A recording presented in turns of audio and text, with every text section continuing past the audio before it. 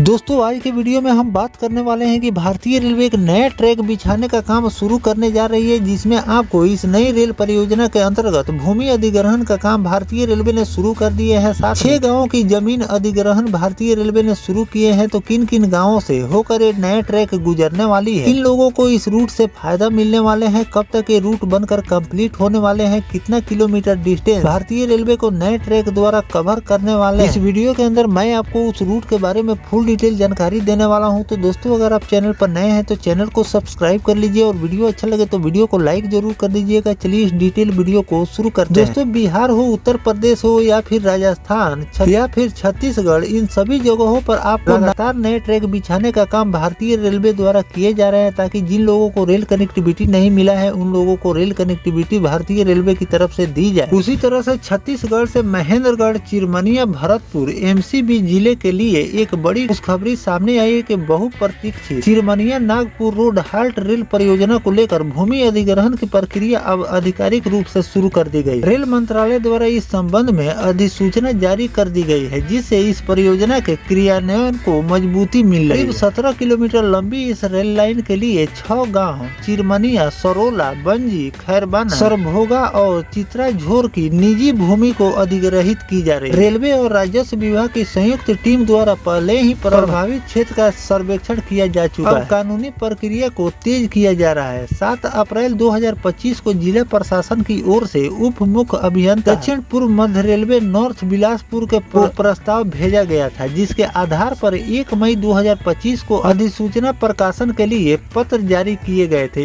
इसके परिणाम स्वरूप 9 मई 2025 को भारत सरकार के राजपत्र में अधिसूचना संख्या 2074 प्रकाशित की गई, जो कि रेल अधिनियम 1989 की धारा 20A के तहत जारी की गई। अधिसूचना के अनुसार 9 मई से 9 जून 2025 तक कोई भी व्यक्ति जिसकी भूमि इस अधिग्रहण में शामिल है, वह अपने दावे या आपत्ति को अपर कलेक्टर न्यायालय कक्ष क्रमांक संख्या 19 महेंद्रगढ़, चिरमनिया, भरतपुर में लिखित में प्रस्तुत कर सकता है। यह प्रक्रिया रेल अधिनियम की धारा 20 घ की उपधारा 1 के तहत निर्धारित की गई है। इस परियोजना के पूरा होने पर क्षेत्रीय आवागमन को नई दिशा मिलेगी और आर्थिक गतिविधि को भी बल मिलेगा। अब सभी की निगाहें भूमि अधिग्रहण प्रक्रिया की गति और स्थानीय प्रतिक्रिया पर टिकी हुई है। तो दोस्तों यहाँ पर भी भारतीय रेलवे भूमि अधिग्रहण का काम शुरू कर दिए हैं, क्योंकि भूमि अधिग्रहण का काम भारतीय रेलवे द्वारा सबसे पहले किए जाते हैं। जब तक भूमि अधिग्रहण फाइनल रूप में रेलवे नहीं कर लेती है, तब तक जमीनी स्तर पर काम रूट पर आपको देखने को नहीं मिलते हैं, क्योंकि बीच में अगर किसी ने भी अपना जमीन देने से अगर इनकार कर देता है तो वही जो रूट होता है लंबा पेंडिंग के लिए पड़ जाता है, जिसके कारण रेलवे को भी क्षति होती है। क्योंकि जब किसी भी ट्रैक को बनाने में जब रेलवे द्वारा लेट लतीफ किए जाते हैं तो उसका बजट भी आगे चलकर बढ़ जाते हैं, जिस रेलवे को भी क्षति होती है और लोगों को भी देरी से